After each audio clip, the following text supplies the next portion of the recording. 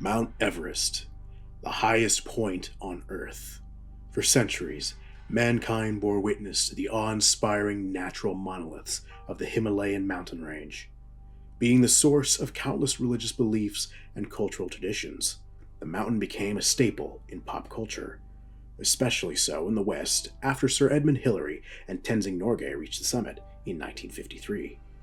Many years down the line in 2005, Disney created Expedition Everest, a ride at the Animal Kingdom theme park in Florida. Personally, this is one of my favorite thrill rides ever. Everything from the design of the area around it, to the atmosphere of the queue area, to the look of the ride vehicles. Everything comes together to create both an immersive and thrilling experience. But one key element truly takes this ride to the next level. Of course, since this is Disney, they can't just settle for a standard roller coaster with a mountain theme. So instead, they chose to incorporate a local legend from areas surrounding the actual Mount Everest into the story of the ride: the Yeti.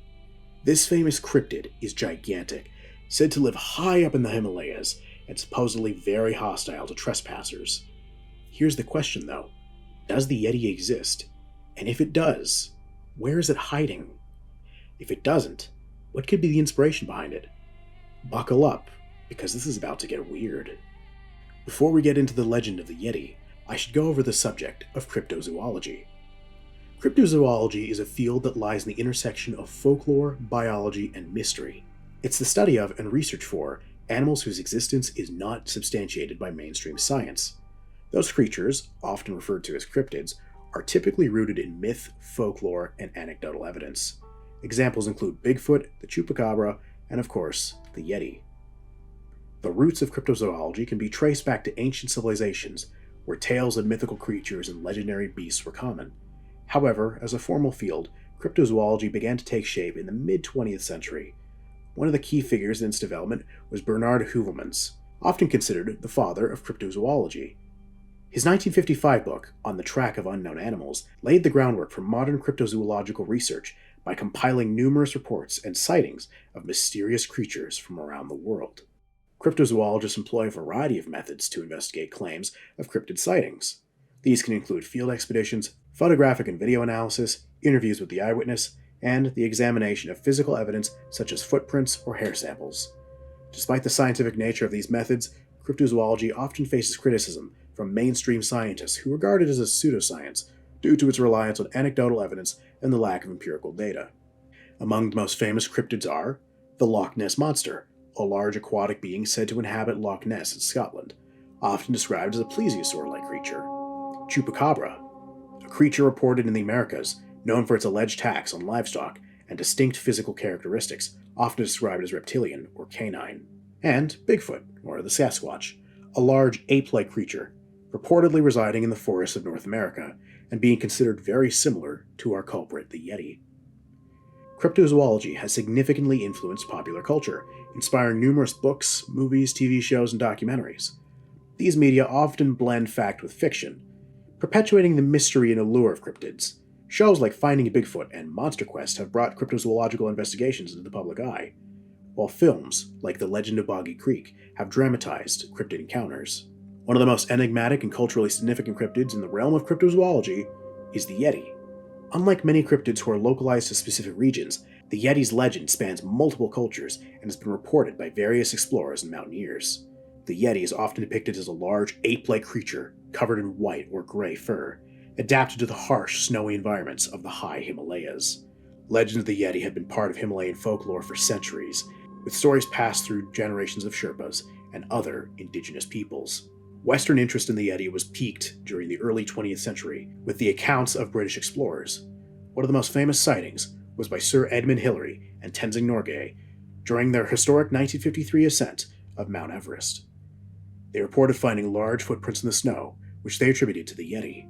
Subsequent expeditions and studies have produced a variety of evidence, including alleged photographs and hair samples, though definitive proof of the Yeti's existence remains elusive. Mount Everest, the highest peak in the world, is not just a symbol for human endurance and exploration, but also the heart of Yeti lore. The harsh, often inaccessible terrain of the Himalayas has fueled speculation about the existence of the mysterious creature, as it provides an ideal environment for a large, undiscovered animal to remain hidden.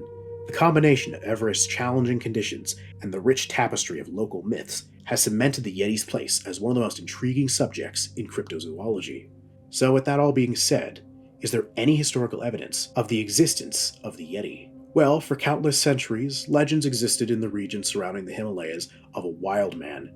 Lepcha people of Tibet, India, Bhutan, and Nepal told tales of Chumung, the glacier spirit. Rhyme, Mishornpo, and Mi-God are names of the forest dweller, strong man, and the untamed man, respectively, all names originating from Tibetan religion. The Yeren of Chinese myth may have originated around 340 BC, during the Warring States period. Prior to the expansion of Buddhism, these creatures were a common thread in local spiritual practices, but stories of them became mostly forgotten over the years due to their existence relying on oral tradition, with minimal records keeping the legends alive. Though, we do know a few legends persisting to this day. The Sherpa people, who live in the high altitudes of the Himalayas, have a particularly strong connection to the Yeti legend. They regard the Yeti not just as a creature, but as a spiritual being. According to Sherpa tradition, the Yeti is a guardian of the mountains and a protector of nature. It is often depicted as a large, ape-like figure covered in white fur, with immense strength and an elusive nature. Sherpa folklore includes numerous stories about encounters with the Yeti. These tales are often passed down through generations and are used to teach respect for the natural world and to warn against the dangers of the mountains. One common theme of these stories is the Yeti's ability to move silently and swiftly through the snow, disappearing without a trace, which adds to the mystical aura. In Tibetan mythology, the Yeti is also known as Migo or Mite, and it holds a significant place in Buddhist belief. The Tibetan Yeti is often associated with the concept of the Rakshasa, a type of demon or supernatural being in Buddhist and Hindu mythology. In these traditions, the Yeti is seen as a fierce, but not necessarily evil creature that embodies the untamed power of nature. Tibetan monks and lamas have recorded various accounts of the Yeti in their religious texts. These accounts often describe the Yeti as a solitary creature that avoids human contact but can become aggressive if its territory is threatened. Some Tibetan Buddhists believe that the Yeti possesses spiritual wisdom and that encountering one can be an omen or a sign of a significant spiritual journey. In Bhutan, the Yeti is referred to as Migoi and is an important figure in the country's folklore. The Bhutanese Yeti is similar to its counterparts in Nepal and Tibet, but is often described as slightly different in appearance, sometimes being portrayed as a reddish-brown instead of white. The Migoi is believed to inhabit the high-altitude forests and mountains of Bhutan, particularly the region of Sektang. The people of Bhutan have many stories about the Migoi, often emphasizing its extraordinary physical abilities, such as the ability to walk backwards to confuse trackers, and its immense strength. The Migoi is also said to have the power to become invisible, further enhancing its mythical status. Bhutanese folklore portrays the Migoi as a protector of the forest and a symbol of the wild and untamed aspects of nature. But the name Abominable Snowman arose from a translation mishap. In the 1920s, Henry Newman, an English journalist based in Calcutta, reported on accounts from a 1921 British expedition to Everest led by Lieutenant Colonel C.K. Howard Berry. The expedition members, including Sherpas, came across footprints in the Himalayan slopes, believed it to be those of the Wild Man of the Snows. Newman, upon hearing these stories, he mistook mito for mech and incorrectly translated wild as filthy or dirty. To the English-speaking audience, he presented the term as the Abominable Snowman. Cryptozoologist Ivan Sanderson later remarked that the profound impact of this name, likening it to the impact of the atomic explosion, as it captivated the imaginations of people across Europe and America, especially schoolchildren and armchair explorers. The concept of the abomination transcends simple horror or disgust. It challenges our fundamental understanding of the world. Anthropologist Mary Douglas, in her 1966 novel, Purity and Danger, posits that humans make sense of the world by categorizing it into clean and unclean. Religious rituals, prohibitions, and taboos serve to formalize these categories. Abominations, according to Douglas, are the obscure, unclassifiable elements which do not fit the pattern of the cosmos. They are inherently incompatible with notions of holiness and blessing.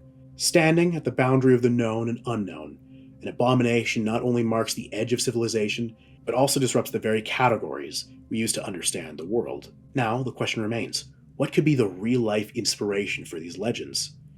As you should all know from watching my other videos on different myths, there's always a small bit of truth to these legends deep down.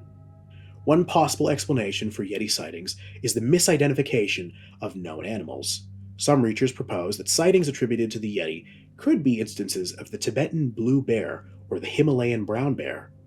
These bears, which are rare and elusive, could be mistaken for the mythical creature, especially when seen from a distance or under poor visibility conditions.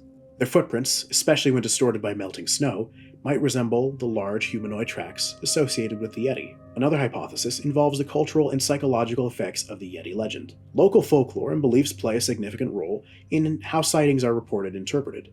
The Sherpa people, for instance, have a rich tradition of Yeti stories that reinforce the creature's presence in their cultural consciousness. This cultural backdrop can influence individuals to perceive ordinary phenomenon as extraordinary, attributing natural occurrences to the Yeti, in a sense, acting as a form of confirmation bias. Environmental factors also contribute to the perpetuation of the Yeti myth. The remote and rugged terrain of the Himalayas, with its harsh weather conditions and vast unexplored areas, creates an environment where the mysterious sightings are more likely to occur and be less easily debunked. The isolation and inaccessibility of these regions mean that any unusual sighting can quickly become a legendary event, further fueled by the lack of immediate scientific scrutiny. Moreover, some cryptozoologists suggest that the Yeti myth could be linked to an extinct or unknown primate species. Fossil records in evolutionary biology indicate that there was once large primates in Asia, such as the Gigantopithecus. While there are no direct evidence linking these ancient creatures with the modern Yeti myth, the idea of a living fossil continues to intrigue and inspire cryptozoologists and enthusiasts. Finally, hoaxes and deliberate fabrications have played a part in keeping the Yeti legend alive. There have been several instances where supposed Yeti evidence, such as hair samples or footprints, turned out to be fakes or misidentifications.